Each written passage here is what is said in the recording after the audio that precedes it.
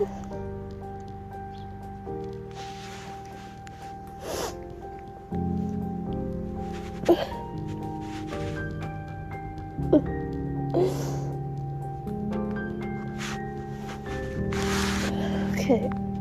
so everybody knows I'm not filming this to make anybody feel bad for me. It's for a YouTube video so that I can show awareness for other people who have sickle cell like me,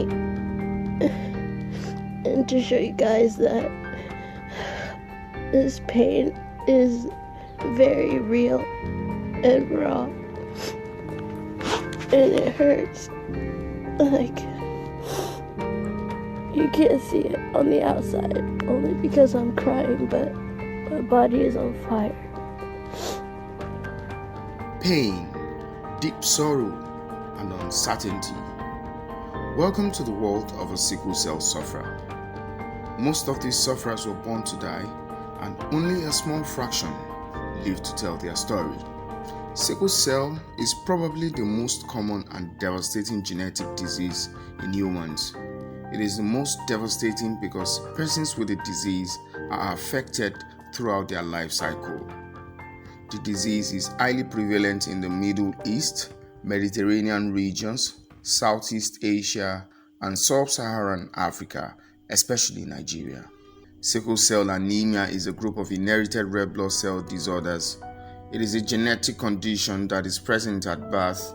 It is also inherited when a child receives 2 sickle cell genes, one from each parent. The disease drastically reduces the life expectancy of sufferers who experience recurrent bouts of crippling pain. Sickle cell disease is unpredictable, and its cause and severity differs from patient to patient. Approximately 5% of the world's population are healthy carriers of a gene for sickle cell disease. Although predominant in Africa, sickle cell can affect anyone. Nigeria leads the world in the number of cases of sickle cell disease. Every year, over 150,000 children are born with sickle cell in Nigeria. The disease affects about 2 to 3% of the Nigerian population of more than 170 million people. To the orthopedic surgeon, they can present with chronic osteomyelitis or avascular necrosis of the head of femur. This avascular necrosis of the head of femur, they can have a lot of pain. They don't even enjoy their lives. Chronic osteomyelitis, they can just have this discharging sinus that will refuse to heal, to dry up. To a neurologist, they can present with priapism, that is purposeless and persistent penile erection. Purposeless, persistent, painful penile erection. I think we can look at these 4 P's. It is purposeless. It is not intended to achieve sexual intercourse. Persistence, it is there. Ordinarily, after a man ejaculates, you expect the erection to go down, but this one remains. And then it is painful. Ordinary erection is not painful, but this one is painful. And when they come, you may need to do surgery for them. Some of them can have stroke. To a general surgeon, they can present with a condition, with several conditions: autosplenectomy, problems with the spleen, autosplenectomy, hypersplenism, and all that. So these are the various ways that they can present. Some of these conditions are treatable, but it does not mean that it is a permanent cure. They can always come and come again. The story of Dr. Oladipupo, a self-confessed warrior, is quite remarkable, but littered with many anecdotes of deep sorrow. His protracted battle with the sickle cell plague hit its crescendo in the year 2016.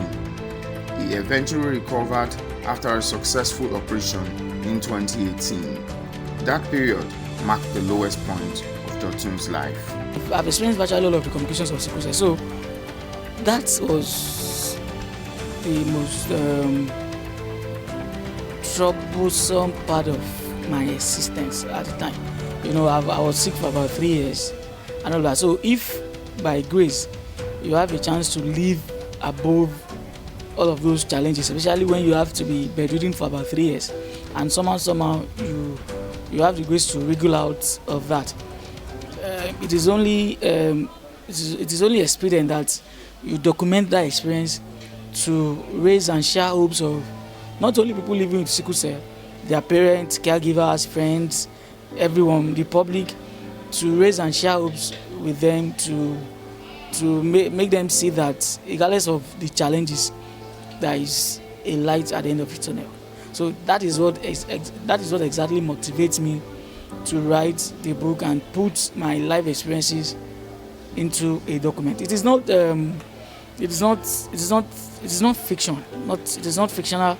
Everything in the book is practical. Dotun oversees the Oladipupo Foundation for Sickle Cell, a non-governmental organization which has been in existence for over 10 years.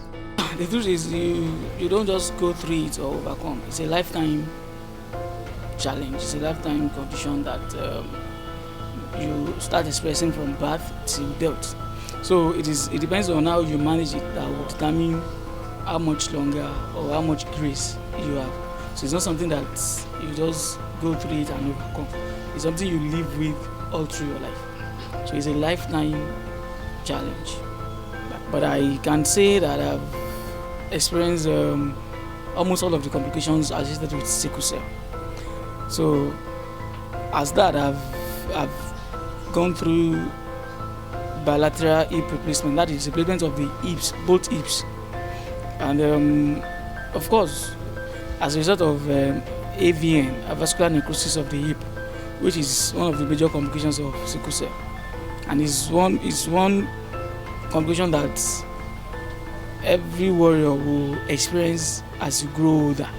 If you have the grace to grow old for more than 30 or thereabouts, you have to experience AVN at some point or the other. And then basically, the complications are many. But like I said earlier, it's only a few that have not gone through it. If you talk about bone marrow transplant, it's a genetic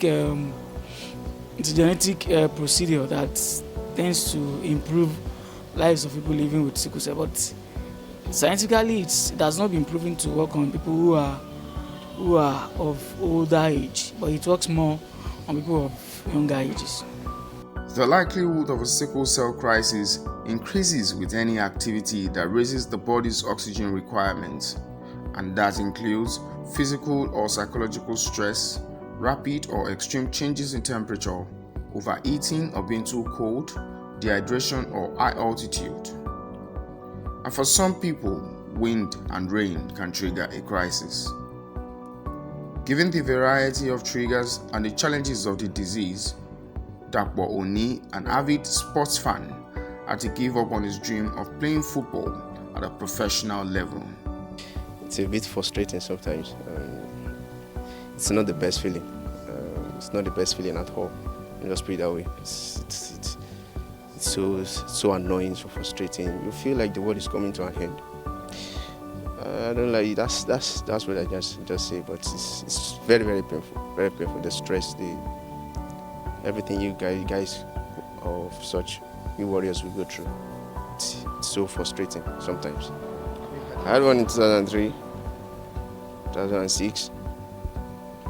And when I went for service in Kogi, when I came from Kogi, from my camping, came to Abeokuta July 2019.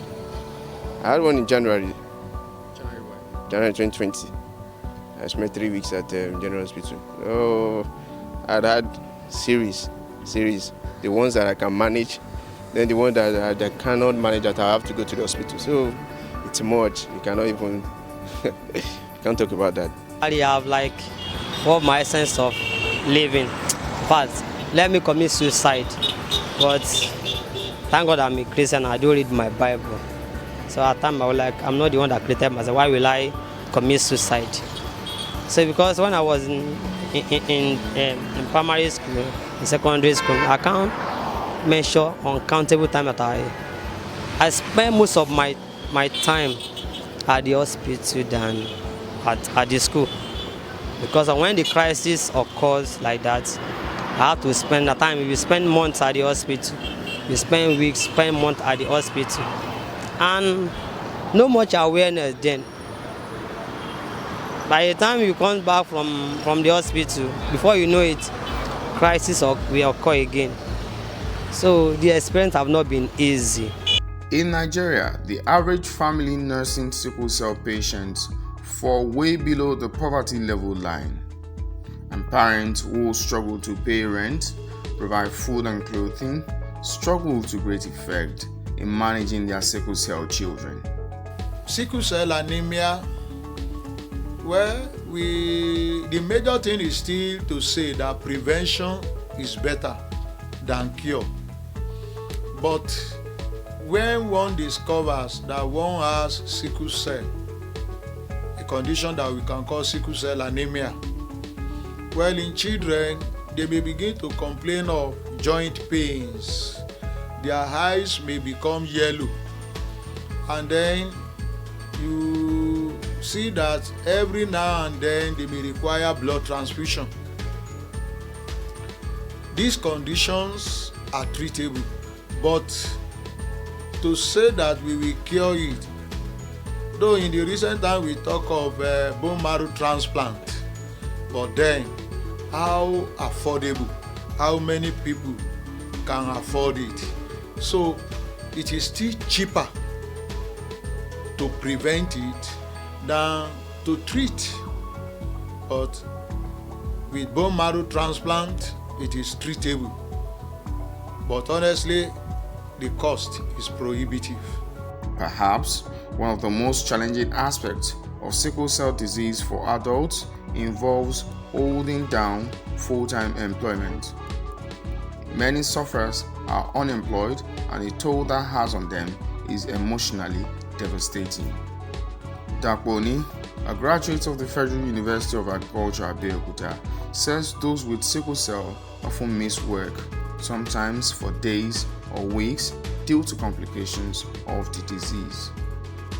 When employers do not understand the disease and the impact it has on a person's everyday life, they may jump to conclusions about their employee that are simply incorrect and unfair. I came back from service when I finished my service in 2020, May. I had four job opportunities I was employed. But when I told them they had to withdraw their services, four.